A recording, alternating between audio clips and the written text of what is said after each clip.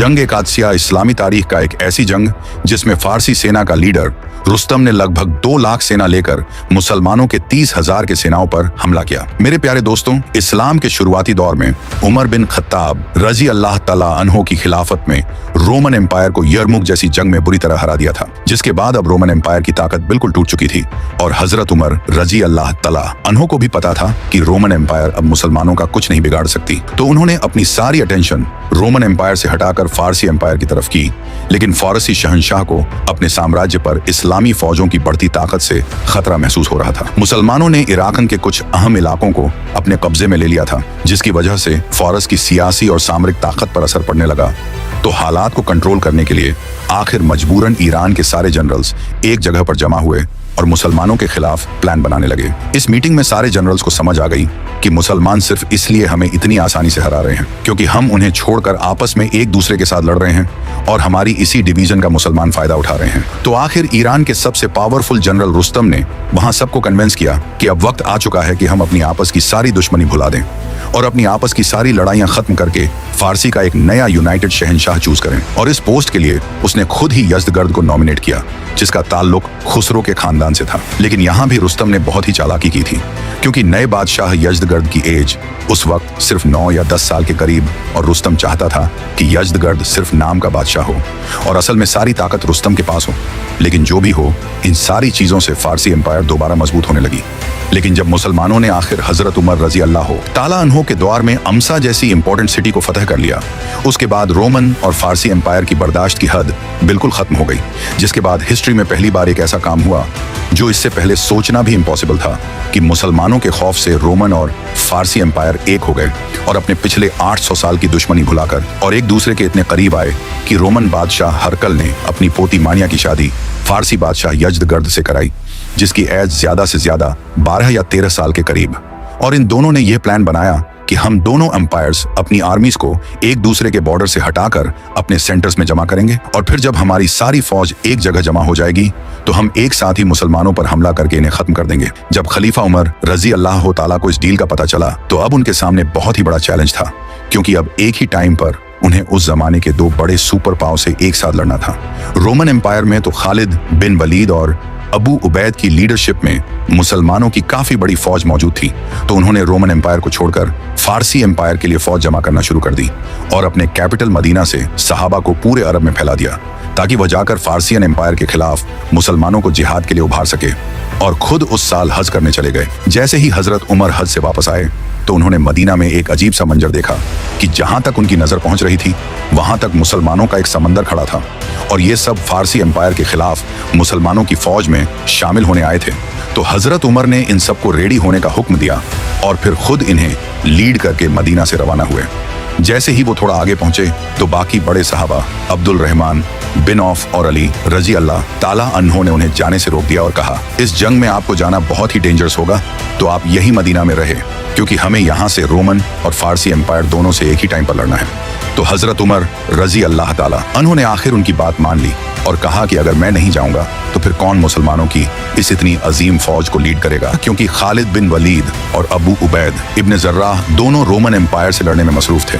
अब जब यहाँ इस खिलाफत के सारे बड़े मिनिस्टर्स इस फौज के लिए एक जनरल ढूंढ रहे थे तो अचानक वहां एक लेटर पहुंचा जिसमें लिखा था कि या अमीरुल मोमिनीन, मैंने पूरे अरब से हजारों लोगों की फौज जमा करके मदीना की तरफ रवाना कर दी है। ये लेटर साद बिन अबी वकास रजी अल्लाह ताला अन्हो की तरफ से भेजा गया था। तो अब्दुल रहमान बिन औफ ने इस लेटर को पढ़कर सुनाया और कहा, मुझे इस फौज का लीडर मिल चुका है। तो वहां सारों ने पूछा कि कौन है, तो उन्होंने कहा साद बिन अबी वकास, और यह नाम सुनते ही वहां बैठे सारों ने कहा कि यह नाम हमें मंजूर है, क्योंकि साद बिन अबी वकास रसूल सल्लल्लाहु वसल्लम के मामू थे और इस्लाम कबूल करने वाले पहले 10 लोगों में से एक थे। और इससे बहुत साल पहले जब जंगे ओहद में मुसलमानों के हालात बहुत ही खराब हो चुके थे तो उन्होंने बहुत बहादुरी से रसूलुल्लाह सल्लल्लाहु अलैहि वसल्लम को डिफेंड किया था,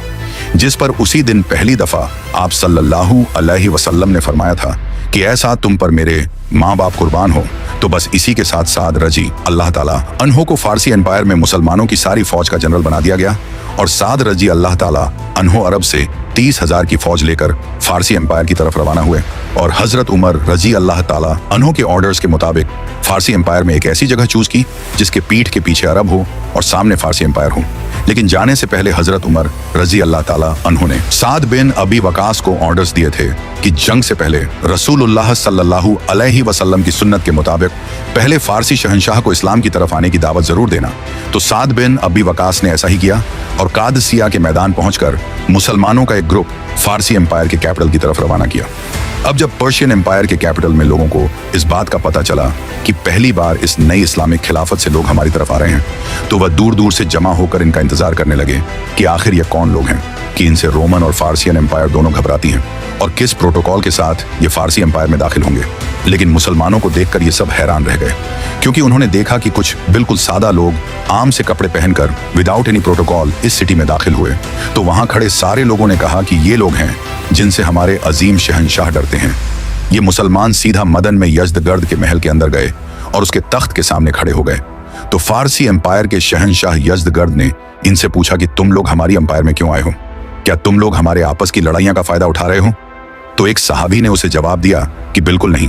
बल्कि हम तो आपकी तरफ अल्लाह और उसके रसूल मोहम्मद सल्लल्लाहु अलैहि वसल्लम का मैसेज लेकर आए हैं। तो अब या तो तुम्हें इस्लाम कबूल करना पड़ेगा और या मुसलमानों को जजिया देना होगा, वरना हमारी तलवारों का सामना करने के लिए तैयार हो जाओ। फारसी बादशाह के महल के अंदर घुसकर उसे सबके सामने ऐसी धमकी देने से शहंशाह को बहुत गुस्सा आया और उसने खड़े होकर कहा कि जाओ और अपनी पूरी फौज को जंग के लिए तैयार कर लो, क्योंकि अब मैं तुम्हारी तरफ फारसी एम्पायर की पूरी फौज को अपने सबसे ताकतवर जनरल रुस्तम के साथ तुम लोगों की तरफ भेजूंगा और वह तुम सबको कादसिया के मैदान में ही गाड़ देगा। ये सुनने के बाद दोनों सहाबी वापस लौट आए। फिर फारसी एम्पायर की सारी फौज भी 6000 लोग के साथ एक जगह जमा होकर कादसिया के मैदान की तरफ रवाना हुए। जब मदीना में हजरत उमर रजी अल्लाह ताला अन्हु को इस सब का पता चला, तो उन्होंने सीधा एक मैसेंजर साद बिन अबी वकास की तरफ भेजा कि मुझे कादसिया के मैदान के एक एक कोने का मैप बनाकर भेजो, क्योंकि हजरत उमर रजी अल्लाह ताला अन्हु इस जंग की एक एक चीज की खबर रखना चाहते थे और जंगों की प्लानिंग मदीना में बैठकर ऐसे करना चाहते थे जैसे यह जंग उनकी आंखों के सामने हो रही हो। तो हजरत साद रजी अल्लाह ताला अन्हु ने मुसलमान इंजीनियर्स के साथ कादसिया के मैदान का एग्जैक्ट नक्शा बनाया और उसे मदीना की तरफ अमीरुल मोमिनीन के पास भेजा। अब फारसी एम्पायर के जनरल रुस्तम फुल ताकत के साथ मुसलमानों की तरफ बढ़ते हुए आखिर साल 636 में जंगे यरमुक के कुछ ही अरसे बाद फारसियन और मुसलमानों की फौज कादसिया के मैदान में एक दूसरे के आमने सामने हुई। कादसिया के मैदान में 1 महीने गुजरने के बाद भी रुस्तम ने मुसलमानों पर हमला नहीं किया और बार बार जंग डिले करने की कोशिश कर रहा था। तो इस टाइम को यूज करके मुसलमानों के जनरल साद बिन अबी वकास ने अपने जनरल्स की ड्यूटीज लगाई और कादसिया में मुसलमानों की पोजीशन मजबूत करने लगे। इसके अलावा साद बिन अबी वकास कादसिया की हर खबर यहाँ से बहुत दूर मदीना में खलीफा तक पहुंचाने के लिए कादसिया और मदीना के दरमियान घोड़ों का एक नेटवर्क बनाया, क्योंकि कहा जाता है कि साद रजी अल्लाह ताला अन कादसिया की जंग से पहले हर दिन हजरत उमर रजी अल्लाह ताला अन्हु की तरफ 2 लेटर्स भेजा करते थे और ये लेटर्स इतनी तेजी से पहुंचते थे कि जब एक घोड़ा लेटर लेकर कादसिया से रवाना होता था और रास्ते में जहां पर यह घोड़ा थक जाता था, एग्जैक्ट उसी जगह पर एक दूसरा फ्रेश घुड़सवार इस लेटर को लेकर मदीना की तरफ दौड़ता था। इसी तरह कादसिया से ये लेटर घोड़ों के रात और दिन भागने से फुल स्पीड मदीना तक पहुंच जाता। हजरत उमर रजी अल्लाह ताला अन्हु की तरफ से साद बिन अबी वकास को स्ट्रिक्ट ऑर्डर्स दिए गए थे कि पहले फारसियन फौज पर हमला नहीं करना। इसीलिए साद बिन अबी वकास अपने मैसेंजर्स रुस्तम के कैंप्स की तरफ भेजते रहे और ये सारे मैसेंजर्स जाकर रुस्तम को एक ही ऑफर दिया करते थे कि इस्लाम, जजिया या जंग। लेकिन फिर भी रुस्तम बहुत अरसे तक मुसलमानों के जज्बे से डरकर जंग को टालता रहा। लेकिन आखिर अब रुस्तम के पास जंग से भागने का और कोई रास्ता नहीं रहा, तो उसने अपनी फौज को आगे बढ़ने का हुक्म दिया। यह देखकर मुसलमानों की फौज भी पीछे हटी और फारसियंस दरिया को क्रॉस करके मुसलमानों के बिल्कुल सामने आकर खड़े हो गए। अब जंग शुरू होने ही वाली थी, तो हजरत साद रजी अल्लाह ताला अन्हु ने भी मदीना की तरफ लेटर्स भेजना छोड़ दिया, क्योंकि अब फैसला तलवारों से होना था। जंग कादसिया का पहला दिन नवंबर 636, जिसमें एक तरफ मुसलमानों की 30,000 और दूसरी तरफ रुस्तम की 1.5 लाख की फौज खड़ी थी। मुसलमानों के जनरल साद बिन अबी वकास सख्त बीमारी की वजह से इस जंग में शामिल ना हो सके, तो मुसलमान की फौज के पीछे किले के ऊपर बैठकर पूरी मुसलमानों की फौज को कंट्रोल कर रहे थे। रुस्तम ने भी जंग के लिए अपनी फौज को ऑर्गेनाइज किया, लेकिन रुस्तम के पास इस जंग में एक ऐसी ताकत थी जिसका इससे पहले मुसलमानों ने कभी मुकाबला नहीं किया था। इंडियन एलिफेंट्स फारसी एम्पायर के सारे हाथी इंडिया से ही ट्रेंड होकर आते थे। इन 33 हाथियों को रुस्तम ने अपनी फौज के फ्रंट पर खड़ा किया और खुद पूरी फौज के पीछे अपने तख्त पर बहुत ही गुरूर के साथ बैठा और कहा कि आज मैं फाइनली इन मुसलमानों को तबाह बर्बाद कर दूंगा। साथ खड़े एक जनरल ने कहा कि बिल्कुल, अगर हमारे खुदा चाहे तब। तो रुस्तम ने कहा नहीं, अगर हमारा खुदा ना भी चाहे तब भी मैं मुसलमानों को आज खत्म कर दूंगा।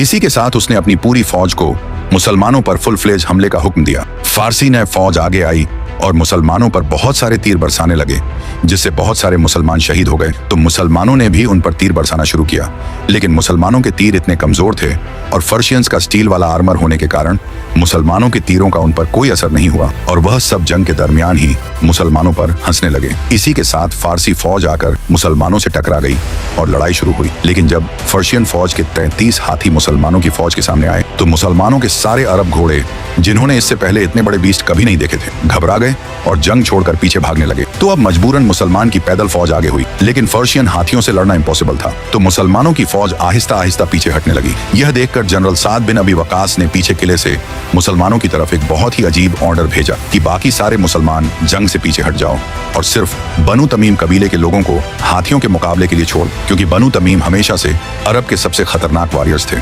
और यह इस बात के लिए मशहूर थे कि चाहे जो भी हो जाए बनु तमीम जंग से पीछे नहीं हटते।